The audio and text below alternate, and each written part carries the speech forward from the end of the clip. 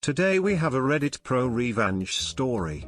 This story's a bit longer but is very interesting with a twisted end, so be sure to check it all out. Subscribe and hit the bell for more. Keep screwing over your group members? This teacher is tired of your shit. TLDR, a group of seniors spends all year fucking over their classmates so I, the teacher, wreck their final semester. This is my first post here, and, for reasons that will soon become obvious, this channel speaks to the depths of my soul. It's also a very long one because I want you to delight in my destruction. The particular flavor of this revenge comes from the fact that everything that goes down is the result of a domino effect that leaves devastation in its wake.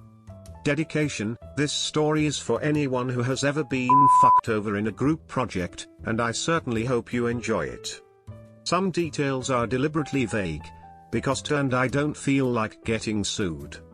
Note: skip to the setup if you are in dire need of an immediate justice boner. My backstory, not super necessary, but will give you insight into my logic. I've been teaching for many years, but it's important to understand that in my first year of teaching, I got put on blast by an elite group of EP and their EC. Not a week went by without someone either demanding my job, trying to undermine me, or just calling me a piece of shit. I nearly quit halfway through the first semester. The verbal and emotional abuse was so bad. This was at a school in a tough area, so I was accused of racism constantly for asking kids to stop talking, was ripped into forgiving failing grades for missing work, and even enforcing the rules in the student/parent handbook got me in hot water. My principal reprimanded me for being a negative influence on the school, and I told that I needed to let more rules slide because he was tired of hearing from parents. I would have parents just show up unannounced to sit in on my lessons and then tell me I was a shitty educator, a bad human being, etc. I have plenty of horror stories from that school alone, but the point I want to make is that this experience defined the kind of teacher I became going forward to my next school. I needed to be that person who was untouchable, because I needed to focus on the one job that mattered: teaching kids. My next school was in a fairly affluent area. It wasn't uncommon for me to find out that my students' parents made millions, which brought its own unique set of problems. However, my new principal was super supportive of me as long as I followed the school's handbook to the letter, because, by doing so, I was in line with the school's philosophy and protected by law. We seriously had parents filing frivolous lawsuits all the damn time. This school had long ago learned that caving to parent demands spilled blood in the water and brought the rest of the sharks in droves. My first year at this new school was successful for many reasons, but primarily because the school culture was easily adapted to. By planning ahead, I was able to head off 99% of all negative parents at the pass.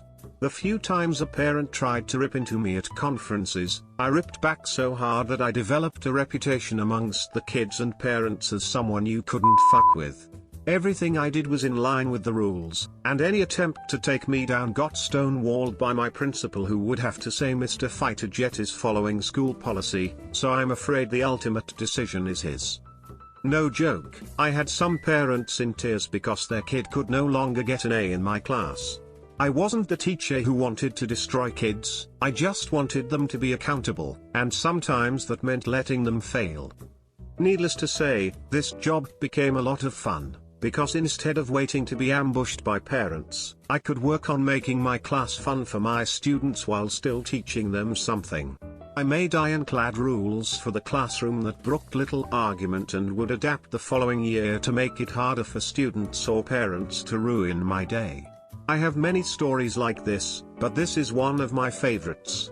The backstory: the year this happened, I taught a HS class with grades 9 to 12, that's 14 to 18-year-olds for you overseas guests. My class wasn't necessary to graduate, but did count as a core requirement. One of my beginning of the year rules was I never want to hear "when will we ever need this?" because you didn't have to sign up for this class. How I structure my class is that I try to make students accountable for their own actions. My class was built so that it had something to offer everybody. If you tried your best, you were guaranteed a C. If you worked really hard, you could get a B or an A. I would bust my ass to help a student with any reasonable request. The best example of this was a student was working hard on an assignment and said, "I think I understand it now, but can't turn it in on time," to which I answered, "Then turn it in tomorrow for full credit." This is how hard work pays off. Other than a few hard deadlines in my class, I would do whatever it took to see you learn the material. Fuck around in my class? I have already found ways to run circles around the pathetic excuses you throw at your parents for your piss-poor performance. It sounds callous, but I was the teacher who would stay for 90 minutes after school to help you catch up, to help fix your project for another class, or even to listen to you cry about your parents' divorce. If I caught you goofing in class instead of doing your work, my rule was that at least 70% of class time was intended for homework, quizzes, etc. I would warn you a couple times, email your parents, and then wait and see if they even gave a shit. If they didn't, I would let you keep digging that hole until you were hip deep in water and begging for a ladder. And then I would toss you a rope instead. You could still climb it if you tried hard enough, but a lot of kids would just cry until that hole caved in and buried them. I also utilized my school's online grading/assignment system for nearly all of my assignments, which meant I could document when a student looked at the assignment, how long it took them, etc. All of this allowed me to see what my students were doing, when they did it, and also if they were plagiarizing. This was one of the tools that helped me make important decisions about leniency, and also allowed me to say things at conferences such as, "Of course the test was hard. Your child didn't attempt the 9 homework assignments until 11 p.m. the night before the test." Being able to prove that a student wasn't trying made it impossible for blame to be laid unfairly at my feet. It also meant the worst kids avoided my class. Bonus. However, this year, something magical happened. Every other year, I would get a wave of kids who just wanted to screw around and blame everyone else for doing poorly. At the end of the year, students would shit-talk me, my class sizes would drop the following year, then I would receive high praise from those kids, so everyone would sign up, so on and so on. But this year, not only did I get a giant wave of knuckleheads, but they came with parents who loved to make trouble. I had already heard tales of some of these parents. Other teachers were just dying to hear stories about our interactions, because these parents were very much entitled. They would name-drop lawyers when they didn't get their way, try to badger teachers into giving their kids extra credit, and would largely deny any wrongdoing on their kids' part. These were the parents who would get called in because their student was busted cheating, then accuse the teacher of making the class too hard, therefore validating their student's need to cheat. So about these knuckleheads. It was a group of roughly 7 senior boys who all shifted their schedules to be in the same period with each other.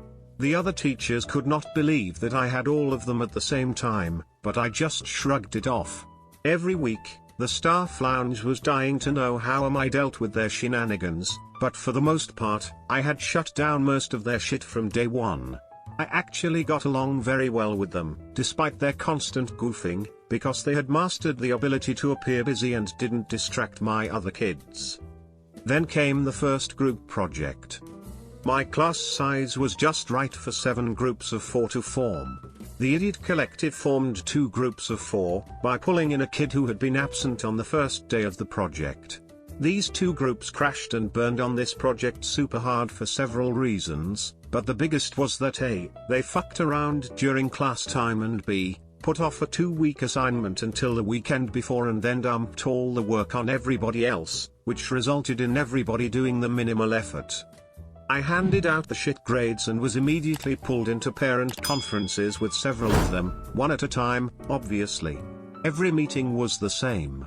My kid did all the work, so he doesn't deserve a bad grade, or my kid didn't understand the assignment, to which I handed over my hyper-specific rubric, which is a checklist for how I grade things I never wanted to be accused of grading based on not liking a kid. These largely went like this. EP, my kid did all the work and I don't think it's fair, it should hurt his grade. Me, here is the work your student turned in. Hands it over, here is my rubric which I printed and emailed to your student the day the project started. Hands it over, as you can see, I have itemized the grading for ease of use. I would be happy to go over the grade your student earned. EP reads through all the evidence, looks at kid where are the missing parts. Student, my group members were responsible for that. Me, I can't grade what I never received, so I can't reasonably just raise your kid's grade. Sorry. Now, good news for all my students. I make assignments worth more throughout the semester with the idea that kids who screw up early on can make it up later by working hard. I seed extra credit throughout the semester and all of these parents are disgruntled, but happy to hear that their entitled embryo can still get an A in my class. Now, the end result of these meetings was that it clearly wasn't my fault. Remember, I had all this data to prove that I made every effort to contact everybody, etc., so it must be the other kid's fault. So these parents all decide that their perfect angel is no longer allowed to work with their previous group mates. Like cancer, this failure of friends distributes through the rest of the class. Like the genius that I am, I make my students write a group contract for every project that details who does what and when it is due. Why is this important? Because the contract provides me the documentation necessary to allow me to dismiss a bad group member and give them a 0 without their parent shitting all over my day. So here is where the problem begins manifesting. These seniors begin bouncing from group to group like cancerous ping pong balls, wreaking havoc. I let students choose their groups, so these seniors are desperately integrating with anybody that will have them. Because of my class side, every group has at least one coddled child to deal with, and these children just end up rotating until all of my students have worked with one of these seniors at some point. Now I am getting constant complaints from parents of other kids about these boys. Their kid wanted a good grade, which means they ended up doing all the work while the senior slacked. This is usually after the fact, at which time I bring up I would love to yank that leech out of your grade pool, but you have to use the contract. Students don't want to say anything because they fear retribution from the seniors, but I can't do anything because I will be accused of harassment. The contract can provide me with the leverage I need to prove that these kids were doing no work because these seniors have been playing their parents for years. I make my class utilize Google Docs because the changes are time-stamped. No joke, I've had students produce all the work the morning of a parent meeting to try and lie their way out and make me look like a piece of shit, but that timestamp is a godsend. Luckily, my class is balanced. A shitty groupmate can make things hard, but not undoable, and parents are appeased that I have an out for their kid, but disappointed that their kid doesn't use it. Every time I announce a group project is on the way, some of these seniors sucker up to the other kids to the point that it is expected that a spot will be made for them. I'm talking buying kids lunch, bringing them gifts, etc. Seriously, the day before a group project starts, all of the seniors now sit at separate tables from each other so that they could pull the "I'm already here, let's be in a group" card, which works most of the time. The strain on class morale is difficult, but I am biding my time. The other students are grabbing at extra credit opportunities constantly so that their grade can absorb the blow, and parent complaints are completely mitigated because I am still offering every chance for success. My principal has a copy of my syllabus in his computer so that he can quote student policies that the parents signed off on. Not uncommon for him to hear I don't read that shit, so it doesn't apply, but he reminds them that the clause above the signature line says my signature denotes that I have read this document in its entirety and agree to abide by all the rules or something similar, and that this should be a lesson to the parent and the student that when you sign something, you should read the fine print. If you ever become a teacher, find an awesome boss like this and stick by their side. The setup. So I have 7 slothful seniors, but I shall name the worst of these Larry, Curly, and Mo. The fallout affects all of them, but these 3 are the ones whose parents have a boner for making trouble. Every time they bully a teacher into compliance, I imagine they sit around a smoking room with cigars and cognac, laughing at how they got their way yet again with a lowly teacher. I know that anything I do will be heavily scrutinized once the grades start falling, and I need to be able to shrug it off because I have other shit to do, and I refuse to be the smiling topic of discussion in their celebratory circle jerk. However, a special note about Larry: since he turned 18, his parents now travel non-stop and are impossible to reach. Larry is now just a huge douche because his parents no longer care about what he does. I closely monitor their grades in my class, but also in others. This may sound sketchy, but I routinely do this with any of my students who struggle with the material so that I can identify if the issue is my class or all of their classes. Students have been known fake their grades using Inspect Element, and I got tired of hearing but they have A's in their other classes. Because then I look like the piece of shit. Anyway, after a check, I speak with the other teachers. It isn't hard to find out that these boys are doing minimal work in other classes, and I actually discover that Larry has been finding ways to get other kids to do the work for him and then disseminating it among his friends. Other teachers have been bullied into lowering test percentages in their class, and guess what? He and his friends are enrolled in these classes. Despite bombing these tests, HW and project grades give them a comfortable cushion so that most of them are floating at low Bs. I can't prove this, they are using Snapchat, but when I bring it up with their teachers, the teachers don't feel like trying to prove it and duke it out with the parents. Now, they are gaming other classes for minimal effort. However, their only recourse in my class is to keep rotating through groups and leeching off of their hard work to maintain Cs and Bs, and the other kids are too nervous to utilize the group contract to get them fired. Remember how I mentioned that I steadily increase the value of my assignments to keep kids working and give them a chance to fix their grades? Random day in class. Hey everybody, I was looking in the schedule and realized that your last project before finals may stress you out unnecessarily. Would anybody mind if I dropped it? My class, tired of getting banged on group assignments. Nope, drop it, best teacher ever. Okay, well just so you know, I'm going to move our next project back a couple of weeks and extend the deadline by a week. Also, since I cancelled the last project, this means that the next project will now be worth roughly 20% of your final grade, so do your best. Screwing this up could kill your grade. My class, whatever.jpg. So in one step, I have inflated this assignment and also moved it. I send out an email to parents and students letting them know about the change to the syllabus and the assignment. Get no responses other than happy that I am removing stress from the end of the semester, etc. I actually did this primarily because another teacher, who was a huge douchebag, plunked down a monster project that same week and I knew it would burn out my students prior to finals, so I figured a break was in order. Win-win for me, really. Now why did I move it? maniaclaughter.mp4. The Friday before the project started, I announced at the start of class, okay, I am introducing the project now so that you can get into groups today and we can do it first thing Monday morning without delay. Since this project is so important, this announcement elicits a room full of shit-eating grins. Why? It was senior ditch day. Our school didn't condone a ditch day, so the kids tried their best to keep it a secret, but I found out a month in advance. All 7 of these kids were absent from class, which meant that I had just given the entire room freedom from these deadweights.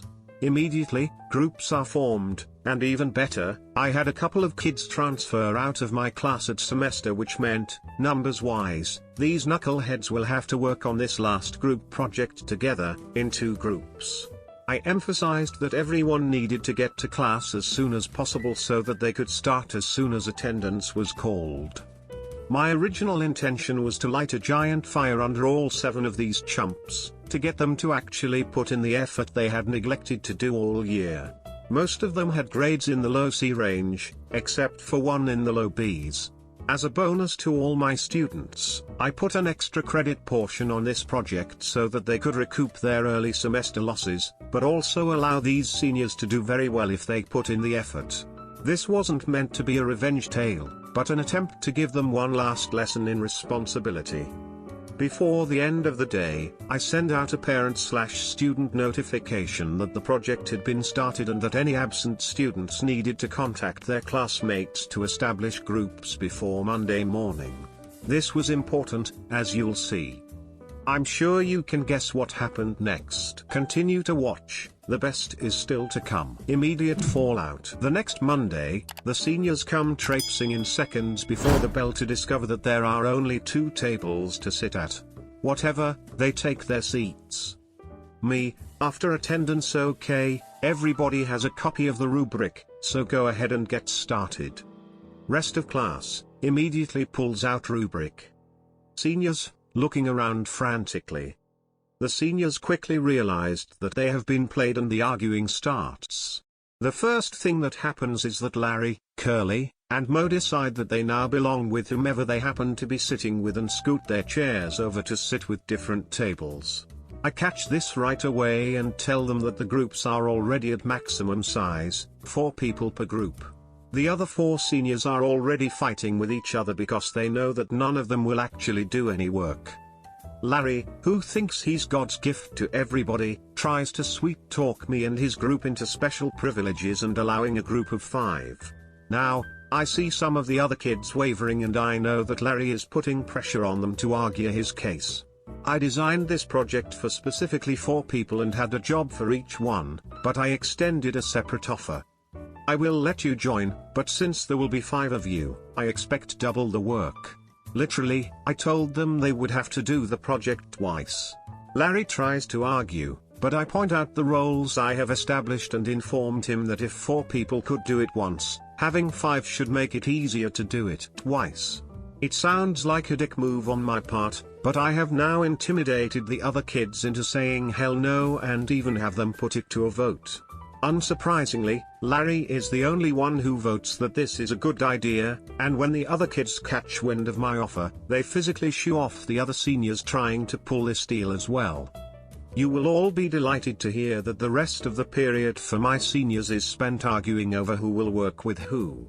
They end up forming 3 groups and I nod my head, make sure they have the rubric, and then wish them the best of luck. Being the smart teacher that I am, I email Curly's parents and Mo's mommy that they have chosen to work with each other. Mo's mommy shows up to argue with me all the time but has quickly learned I won't take her shit. At a previous meeting, she even laid into Mo and told him I'm tired of fighting all these battles with your teachers and I'm starting to think that you're the problem, but I suspect this is for show. Curly's parents email me back and say they will make sure Curly writes a group contract. You see, Curly has sold himself as the best student ever, and clearly he will do the work and fire his classmates. Mo's mommy immediately requests a meeting with me. Per school policy, I do not have to respond to an email for 48 hours. I wait until hour 47 and email a non-committal I would love to meet, when are you available? And wait for a response. I then wait another 48 hours to inform her of time the following week that works for me. Now, some of the other senior parents have emailed me angrily demanding why I let their kids choose to work with the bad kids again. I had to inform them that I didn't expect all of them to be absent. Immediately, some of my seniors get burned at home because they ditched and their parents tell me just try to help them pass, which I agree to. Some of them need this class for graduation, after all. Mo's mommy, on the other hand, shows up ready to wage war. She starts by demanding that I put Mo in a different group. I decline, because the project has now been going on for a week and it wouldn't be fair. She demands that I add him to another group. They're all full and students have already done the lion's share of the work. She demands that I let him work by himself with an extension. I gladly offer him an extension and slide a copy of the rubric over to him and he goes white. At this point, he knows that he is never planning to do any of the work. In fact, I know that his group hasn't even started. I have a copy of their group contract which was hastily scribbled in pencil with no due dates on it. He starts arguing with his mom that he would rather work with his friends and that he is upset that he got stuck in this situation. Contemplating this, she accuses me of deliberately waiting until that day to screw the seniors over. After all, it was a school-sanctioned event and I'm being a jackass about it and she'll go to the board with her story. Wrong. The joy I get from all of my prep work is shutting down bullshit like this. All 7 of the seniors hung out on ditch day at her house and told her that the principal had given them the day off. Even better, they called in and pretended to be their own parents so that it was an excused absence. He is immediately busted and his mom flips her switch and jumps all over him. You see, she can keep pressing me on this issue, but I now have evidence that he pretended to be his own dad and this is a suspendable offense. I buy myself into her graces by telling her that I had no idea that senior ditch day was that Friday, but I gave her kid a free extension on the homework that was due because I thought seniors deserved their own traditions, blah blah blah. She buys it. Also, I can prove that I emailed him, and her, and gave them plenty of notice before Monday morning that they needed to pick groups before something like this happened. Obviously, once I found out about ditch day I tried to give her precious treasure a heads up, but I don't know why he didn't take it. She makes him open his email. My email is sitting there, unopened, and I have won this battle. She thanks me and takes him home. Class morale is super high, unless you are one of the seniors. A week before the project is due, neither group has actually started and the HMS class average is about to hit an iceberg. Project comes due. No surprise that my enterprising seniors have turned in easily some of the worst work ever. One group got into a text argument the weekend before it was due and made one of the kids do all the work. Mo and Curly are in this group. The other group, with Larry, has also turned in a steaming pile. I make sure to grade these 2 projects first because I know the fallout is going to be big. All the seniors dropped at least 1 letter grade. A couple drops 2. This is 4 weeks before graduation. Larry appears to take his F- in stride, they got something like a 10% on it, so I know he's plotting something. Curly's parents demand a meeting and so does Mo's mommy. Curly's parents are super upset that they got a bad grade and demanded to know why. What they didn't know was that I had already met with the student who did the entire project, Paulie, and his parents. I informed Curly's parents that I had seen the text exchange between the seniors that pretty much ended up with "you fucking do it." Curly refused to turn over his phone to his parents for confirmation. I also show them Curly's project and hand over the rubric. Mom and Dad are not happy. You see, Curly has been blaming everyone else for his mistakes since the dawn of time and his parents have bought in completely. Until today. Dad pointedly asks which part did you do, and this causes Curly to spout actual tears. I then pull up a spreadsheet of all of the group project scores from the year, with no student data, and have highlighted his scores, which are among the worst. The purpose of this was to use data to prove that their son, frankly, never does the work. Curly is absolutely destroyed by this. His parents kick him out of the conference because they are tired of his excuses and ask me what they can do. I tell them I would be happy to offer one-on-one tutoring and that he can still pass the class if he does his homework and gets a B on the next exam. They agree to this, we all shake hands, and they leave. No work. Because he is grounded at home, he is now just watching YouTube videos on his phone during school. The ripple effect is glorious. Because now Curly is doing this in all of his classes. I speak with his teachers and they all email that he has quit doing work in class and get the same reply I did rather than the vehement responses they are used to. When Curly fails his classes, he still graduates, but his parents have informed him that they are no longer paying for his college and it's time to get a job. Mo's mommy flips her shit and demands answers. Unfortunately, Mo is in the same group as Curly and she gets the same answers from me. Strangely enough, once she's exhausted every effort and attempt to somehow blame me for this, she admits that she knew Mo was part of bullying the lone senior and that he should be ashamed of myself. She deliberately tried to play me but outed herself once she knew that I already knew everything. Super annoying, but I agree to help tutor him one-on-one, which makes her happy. Long-term fallout. Mo's mommy is emailing me every few days now. Is my son doing his work? Did he get help with his homework, etc. non-stop. but she knows better than to fight with me. Larry is unusually chipper, and is no longer doing his work. I find out that Larry is supposedly going to a college where he just needs to maintain his GPA over a super low number. He claims an F in my class won't change anything, so I make sure he doesn't distract the others. Mo shows up only occasionally, but strangely enough, Larry pops in just to say hi whenever Mo is getting help. I can't fathom why he does this, but suspect he is up to something and already have a backup plan in place. You see, Mo's mommy is nuts, and I make sure that there's always another person in the room with me when I tutor him. Anyway, Mo's mommy is constantly checking in. I start waiting 48 hours between emails, cause I can, and she starts dropping by in person unannounced to check on him, me.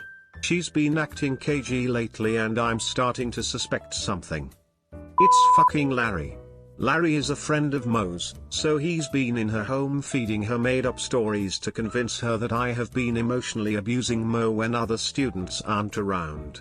Stuff like I was calling him a retard after school, etc., and then telling her you can even have the school check the cameras to see that I'm there. This starts a whole thing where she is now demanding answers from admin. But Mr. Fighter Jet is smart. Admin asks me about details regarding my interactions with Mo and I end up sitting down with my principal, Mo, and Mo's mommy.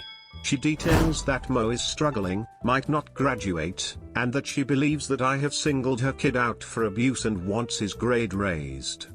You see, Mo is dumb and lazy, and his mom is just as bad. When Larry went to her with his story, she never bothered talking about it with her own son.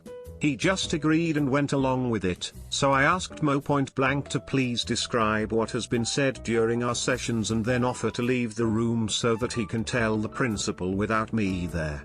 She tells me to stay because she wants me to hear from her son what I've done to him. What neither of them knew was that I was a mentor teacher.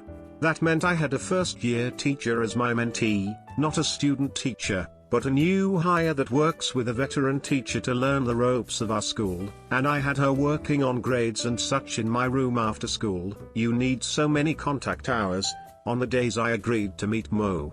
She was young, so Mo thought she was another student and never questioned it, and couldn't even remember that she was in there. My principal already had statements from her detailing my interactions with Mo, and Mo was unable to give any actual details and suddenly forgot what had been said to him. This lands her in hot water with admin, and she blames the whole thing on Larry and becomes visibly upset that she fell for such a stupid ruse. This results in an email cautioning teachers from being alone in a room with either student. Suddenly, after-school help evaporates for both, but hey, I always have someone in my room, so whatever. After that meeting, Larry is now suddenly super concerned about his grade. I rationalize that he was hoping to burn me out of my job and then use the fallout to get a free passing grade. Obviously it doesn't work, so fuck Larry. I have kids who actually want to succeed. My free days are now on days I know he works, and he never shows up for tutoring anyway. Now that other teachers are hesitant to meet with him, he is unable to cut deals to raise those grades either. Seriously, teachers fell for his change of heart spiel every semester. Mo's mom makes a last-ditch effort and tries to convince me that the parents of the seniors have scheduled a meeting with my boss to have me fired for giving their kids a bad grade and that she would be willing to put in a good word for me if I meet with her first. I'm sitting next to the principal when I get this email, through an app on my cell phone, and he has no idea what she's talking about. I tell her I'd be happy to meet everybody but that I would probably eat my lunch during such a meeting and that I hoped people didn't mind the smell of fish. I gotta know, seriously, they are threatening to sue you but feigned stupidity and informed her that I couldn't be sued for eating fish during a meeting. She now realizes I give zero fucks about anything and can't be threatened. Again, there's nothing she can do because I am simply following policy. The last few weeks are frantic for these seniors. One by one they fall, because they've done little to no work for a couple years now and they have no idea how to apply themselves. Other teachers are emboldened by how hard I shut them down and finally hold them accountable. A few of them just barely manage D's in my class, the rest fail. I get a few last-second squeaks of what can I do to raise my grade? But have now documented that none of them attempted the extra credit assignments and that was their chance. It's hard for a parent to shit on you when you can prove you actually tried to give their student extra credit, and can then prove they never opened the assignment online. These guys are now failing some of their other classes. A couple have breakdowns in my class and leave crying. Their friendships are fracturing with each other because they now all hate each other for what happened, which they will get over during the summer. My last test came and I made it an online multiple choice test. It was easy enough to have the questions and answers shuffled in random order, meaning they couldn't cheat off each other. You see, I knew for a long time that they would sit next to each other to try and cheat on the exam, and Larry had blown a ton of money on a tutor to try and carry his friends. This throws them all off, and when Mo's mommy accuses me, again, of trying to trick her kid with a much harder test, it was easy enough to shoo her away with a simple email. Larry passes the exam, but his grade moves up to a meager D-. The results: if you're still here, congratulations on dealing with my wall of text. Here are the results. Of these 7 seniors, 1 didn't graduate and had to transfer schools. His parents were embarrassed that they paid to fly the whole family out for graduation that he didn't get to take part in. 2 of the seniors lost all of their scholarships and could no longer attend the schools they wanted. Their fallback plan was to attend the same school together and become roommates, which they did with 3 of the other seniors, including Mo. I do have some after stories because I still work at this school and occasionally hear from the kids who graduated. Larry's college was not happy with his final GPA. I'm not sure what his long game was, but it sucked. The college kicked him out before he could even start, and I found out his huge web of lies extended to his parents too. He toured Europe over the summer and tried to surprise his parents by coming home instead of going to school. Apparently they kicked him out immediately after because they were selling their house to get a condo somewhere else. Remember, they travel for work all the time now, so wanted to downgrade. Last I heard, he made up a story that he joined the military but got released due to a made-up illness. I say made up because I heard this tale from 3 different people, and each one was given a different disease. Curly's parents relented and decided to pay for Curly to go to college after all. Curly got kicked out halfway through the year, got busted more than once for underage consumption, and then kicked him to the curb after living at home for a year and refusing to get a job. Last I heard, he works in a vape shop. Mo went to school and used his book smarts to try and pay other kids to do his work for him. His mommy is rich. When that failed, he faked his grades to get his mom to keep footing the bill. Eventually, the school kicked him out and he moved back home. The story his mommy told a friend of hers, whom I ran into at a school function, was that he decided that he would rather be an entrepreneur than go to college and that he bought a drone to film weddings with. Last I heard, he was acting as a distributor for his wheat dealer but had moved up to selling acid on the side. His mommy thinks he is working weddings. One senior went to college with his friends and immediately realized he needed to change. He quit hanging with his friends and, last I heard, graduated with honors in a lucrative field. He emailed me once to thank me for challenging him in HS, because it prepared him for college, so that was nice. That's it, the end. Thanks for reading, and if you ever had a teacher you loved, send them an email. We love hearing from our children. Edit 1. Teacher name, is that you? I'm obviously never going to answer these, but there are at least a few teachers out there like me, apparently. I wish I had a teacher like you. Yeah, same. My advice to new teachers is the teacher you needed when you were young, and always have emergency snacks for kids who don't have food. You're horrible and should quit teaching.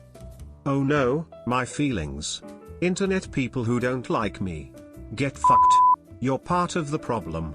Everything I did was to protect the interests of the other 20 kids in that class who wanted to work hard and learn, and those seniors had every opportunity to improve their lot in life. I spent 9 months counseling students whose grades had tanked because of these yahoos, and 9 months of being begged by parents not to let their kids work with these boys. I saw a chance and took it. You should tell more stories. I really don't have that many teaching stories that would fit here. I'm actually considered the nice, laid-back teacher at my school who you simply don't mess with, though I do get pranked all the time. Edit 2, thanks for the kind comments, but there is still a very angry minority who are just certain I am a huge piece of shit based on how I treated a group of seniors. To reiterate, it's impossible to judge my entire career by my efforts to hold a small group of students accountable for making everyone miserable. Edit 3, 1. Why so many projects? My school adopted a problem-based learning curriculum. I have to do a big project per unit, and I have 6 units in the year. You're a bitch/cunt/psychopath. This subreddit is ProRevange. I have hundreds of success stories, but this isn't where to share them. Quit walking into a horror movie and bitching that there wasn't enough romance. I love my kids to death. I'll leave you with this. Many of you are saying thanks, but you should thank a teacher who made a difference in your life. Buy them coffee instead of purchasing Reddit bling, or write them a short note.